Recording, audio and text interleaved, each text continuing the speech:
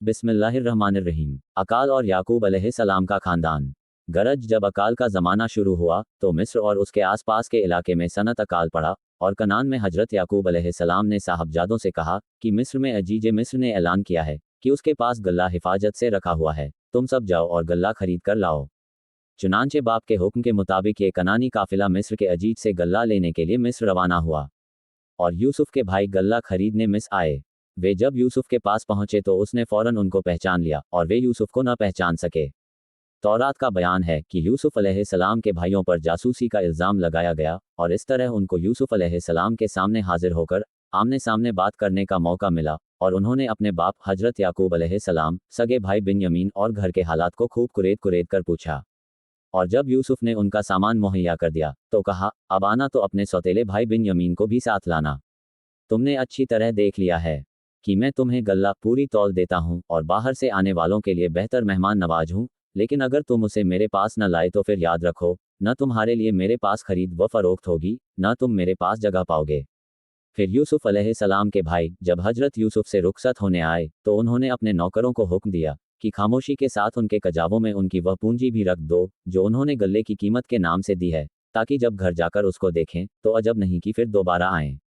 जब ये काफिला कनान वापस पहुंचा तो उन्होंने अपने तमाम हालात अपने बाप याकूब अलैहिस्सलाम को सुनाए और उनसे कहा कि मिस्र के वली जिम्मेदार मालिक ने साफ साफ हमसे कह दिया है कि उस वक्त तक यहाँ न आना और न गल्ले की खरीद का ध्यान करना जब तक कि अपने सौतेले भाई बिन्यामीन को साथ न लाओ, इसलिए अब आपको चाहिए कि उनको हमारे साथ कर दें, हम उसके हर तरह के निगहबान और हिफाजत करने वाले हैं।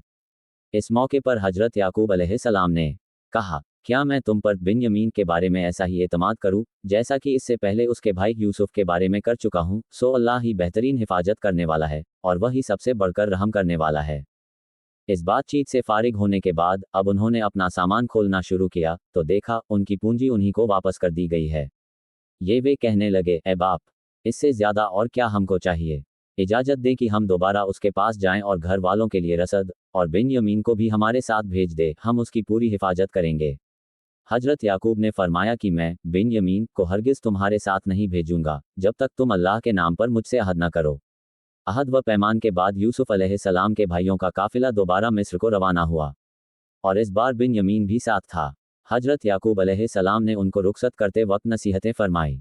फिर जब ये मिस्र में उसी तरह दाखिल हुए जिस तरह उनके बाप ने उनको हुक्म दिया तो यह एहतियात उनको अल्लाह की मशीयत के मुकाबले में कुछ काम ना आई, मगर यह एक ख्याल था याकूब के जी में जो उसने पूरा कर लिया, और बेशक वह इल्म वाला था और हमने ही उसको यह इल्म सिखाया था, लेकिन अक्सर लोग नहीं समझते। इस बीच ये सूरत पेश आई कि जब यूसुफ अलैहिस्सलाम के भाई कनान से रवाना हुए तो रास्ते में बिन्यामीन को तंग करना शुरू कर दिया।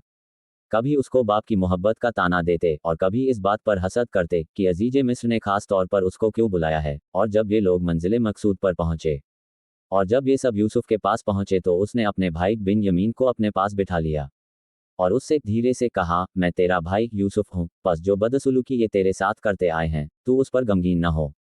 कनानी काफिला कुछ दिनों के क़ियाम के बाद जब रुखसत होने लगा तो यूसुफ अलैहिस्सलाम ने हुक्म दिया कि उनके ऊँटों को इस कदर लाद दो जितना ये ले जा सकें।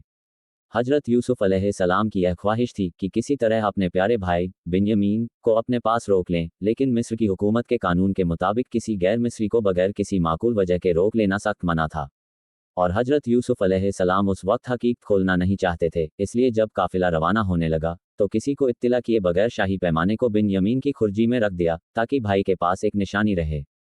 कनान के इस काफिले ने अभी थोड़ा ही फासला तय किया होगा कि यूसुफ अलैहिस्सलाम के कारिंदों ने शाही बर्तनों की देखभाल की तो उसमें प्याला न मिला, समझे कि शाही महल में कनेनियों के सिवा दूसरा कोई नहीं आया, इसलिए उन्होंने ही चोरी की है। फौरन दौड़े और चिल्लाए। फिर पुकारने वाले ने, ए काफिले वालों, तुम तो अलबत्ता चोर हो। वे कहने लगे, उनकी ओर मुंह करके, तुम्हारी क्या चीज गुम हो गई? वे कारिंदे बोले, हम नहीं पाते बादशाह, यूसुफ का पैमाना, कटोरा और जो कोई उसको लाए उसको मिले एक ऊंट का बोझ गल्ला और मैं हूं उसका जामिन।